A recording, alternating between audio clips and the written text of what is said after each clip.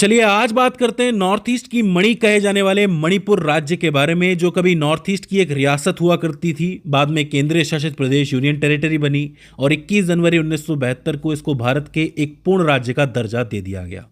ये राज्य भारत का 23वां सबसे बड़ा राज्य है और इसका क्षेत्रफल लगभग 22,327 वर्ग किलोमीटर में फैला है।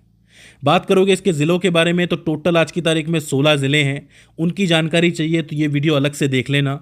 आज हम इसका क्विक रिवीजन करने वाले हैं। सीमाओं की बात करोगे तो इसकी एक अंतर्राष्ट्रीय सीमा है, बाकी अंतर्राज्यीय सीमा है। उत्तर में ये नागालैंड से लगता है, दक्षिण में मिजोरम से और पश्चिम में असम से। पूर्व दिशा में ये म्यांमार से लगता है, जो इसकी अंतर्राष्ट्रीय सीमा हो जाती है। अगर राज्य के भूगोल यानी ज्योग्राफी की बात करोगे तो इसका 67% हिस्सा 67% हिस्सा पहाड़ी इलाकों से ढका हुआ है और बाकी इलाका घाटी का है।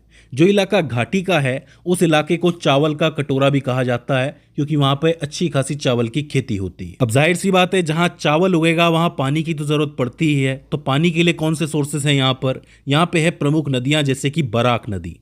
बराक नदी इस पूरे राज्य की सबसे लंबी नदी है। इसके अलावा इम्फाल, इरिल और लानी नदी भी यहाँ पर मौजूद है। इन सभी नदियों से पेयजल भी प्राप्त होता है और सिंचाई भी अच्छी खासी हो जाती है। इस हिसाब से जो कृषि है वो इस राज्य के लिए अर्थव्यवस्था का एक प्रमुख हिस्सा बन जाती है। यानी कि जितनी भी इकोनॉमी चलती है, पैसा वैसा कमाने की बात आती है, तो कृषि इसके अंदर सबसे आगे है। तो कृषि एक तरीके का उद्योग है यहाँ के लिए। याद रखना, अगर आप कृषि की बात कर रहे हो तो यहाँ का इम्फाल बेसिन आपको याद रखना बहुत ज़रूरी है, क्योंकि इस इम्फाल बेसिन में एक सरोवरीय मैदान बना हुआ है जो कहीं ना कहीं कृषि के लिए ज़रूरी माना जाता है।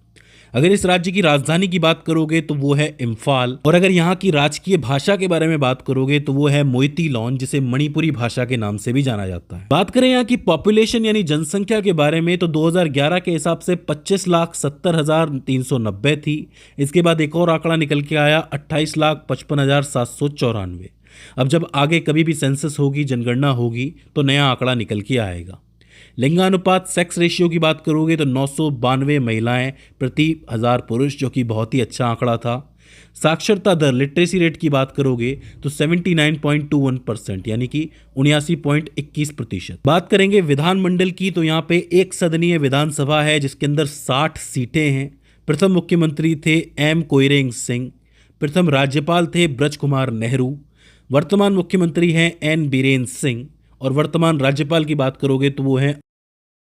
अब जैसा कि मैंने कहा कि मणिपुर मेनली पहाड़ी एरिया है और जंगल का एरिया है, तो यहाँ की जैव विविधता देखना बहुत ज़रूरी है।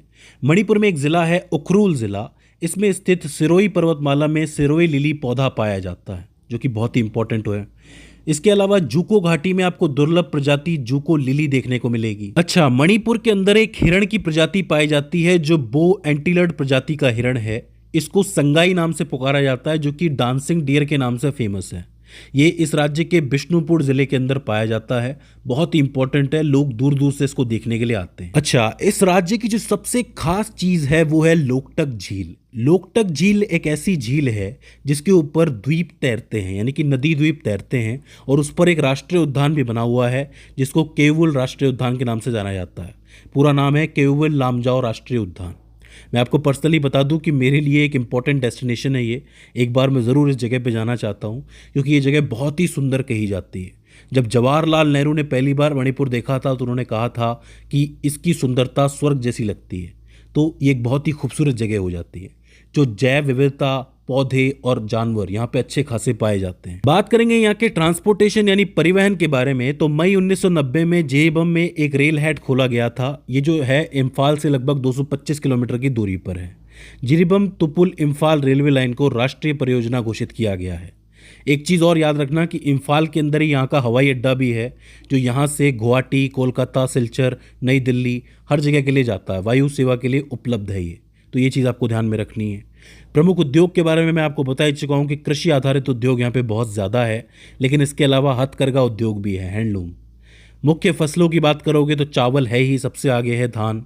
इसके अलावा मक्का, गेहूँ, दलहन, तिलहन यानी कि जैसे तेल, मूंगफली, सोयाबीन, सूरजमुखी, इस टाइप की फसलें यहाँ पर होती हैं।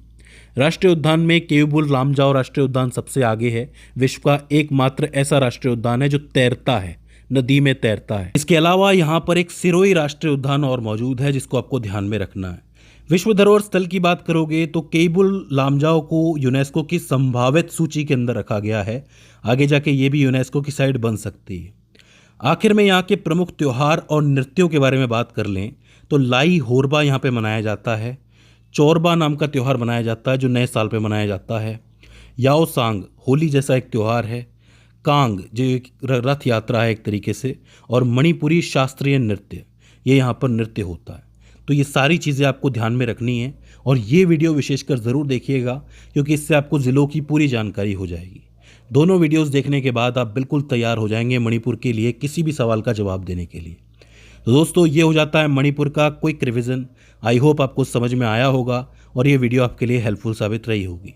अगर इसके बाद भी इसके अंदर आपको कोई क्वेरी आती है, कोई दिक्कत आती है तो आप हमें कमेंट सेक्शन में बता सकते हैं।